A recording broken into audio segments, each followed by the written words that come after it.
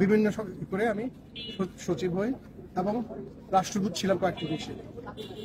আমাকে 2017 সালের ইলেকশনের আগে আমি এয়ারপোর্ট যাচ্ছিলাম আমার মেয়েকে আনার জন্য। আমাকে 8-10 জন লোক বহুদিন ধরে ফলো করছিল। আমার গাড়ি ভেঙে আমাকে নিয়ে জোর করে 2টা পিস্তল ঠেকিয়ে আমাকে নিয়ে গেছে এবং আমাকে আয়না করে নিয়ে এসে এখানে রেখেছে।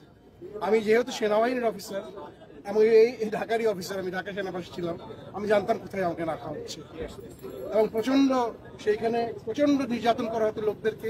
কয়েকজন গুটি কয়েক আমাদের পলিটিক্যাল অফিসার যারা সেনাবাহিনীর বাণিজ্য ডুবিয়ে দিয়েছে ডিজিএফআই থেকে তারা স্বার্থন্বেষী কতজন লোক মেরেছে তারা খোদায় জানে। তারা এবং র্যাব এবং অন্যান্য যারা এখানে আছেন, বিচার বহির্ভূত হত্যা, গুম, খুন, ক্রাইম এগেইনস্ট হিউম্যানিটি। আমার দোষ কি ছিল? আমি কোনো রাজনীতি করিনি কখনো, আমি কোনো দলও করিনি, আমি সরকারি কর্মকর্তা ছিলাম একজন। আমার দোষ ছিল যে আমি লেখালেখি করতাম। আমার কলমও কি তারা কন্ট্রোল করবে? আমি তো কোনো বিদ্রোহ করতে বলি নাই, কোনো দেশের এগেইনস্টে করতে বলি নাই। আমি চেয়েছিলাম ন্যায় বিচার। এই ন্যায় বিচারের জন্য কি আমাকে 16 মাস এই ডাঞ্জেন মানে কি বলে আয়না করে ফেলে রেখে মাটির তলের মধ্যে একটা অন্ধকার রুমে আমি যে কত ক্ষতিগ্রস্ত হয়েছি ফিজিক্যালি, সেটা আপনি বলে বোঝাতে পারবো না। একবারে শেষ এটা বলবেন। সবার মুক্তি চাই, যারা এগুলো করেছে তাদের বিচার চাই। এরা পুরো জাতির, সেনাবাহিনীর সবার জন্য একটা কলঙ্ক। এরা কি কোনোদিনই এদেরকে ছাড়া হবে না, এটাই আমার দাবি। এবং আজকে আমরা বসে আছি, তারা আমাদের মুক্তি দিবে, আমাদের সামনে আনবে, আমাদেরকে রাস্তার দিয়ে চোখ বন্ধে ফেলে দিবে, যেরকম আমাকে ফেলেছিল সেরকম হবে না। জনতার সামনে তারা মুক্তি দিবে সবাইকে।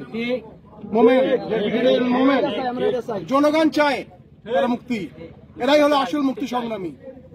আসসালামু আলাইকুম।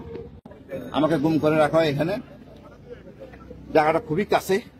ওখানে এটা জয়েন্ট ইন্টিগ্রেশন সেল বলে, জয়েন্ট ইন্টিগ্রেশন সেল, ওইটাকে ডেভেলপ করে তারা আয়নাঘর বানানো হয়।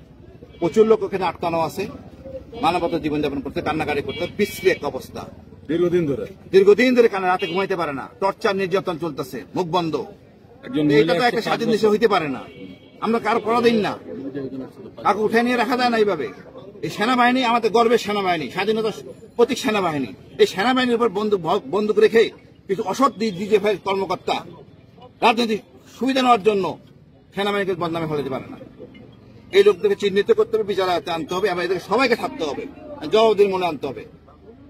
আমরা চাই ন্যায় বিচার, শান্তি শৃঙ্খলা। সেনাবাহিনী গর্বের সেনাবাহিনী থাকবে।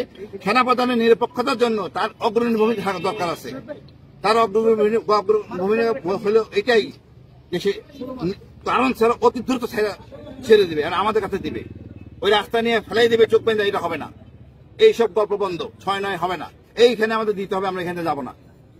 আমরাও সেনাবাহিনী অফিসার, অনেক সেনাবাহিনী অফিসার আছে, এগুলো সবাই সেনাবাহিনী সদস্য, এই দেশের সন্তান। কিছু অল্প কয়েকজন ডিজিএফআই সদস্যের জন্য আমরা হইতে পারি না।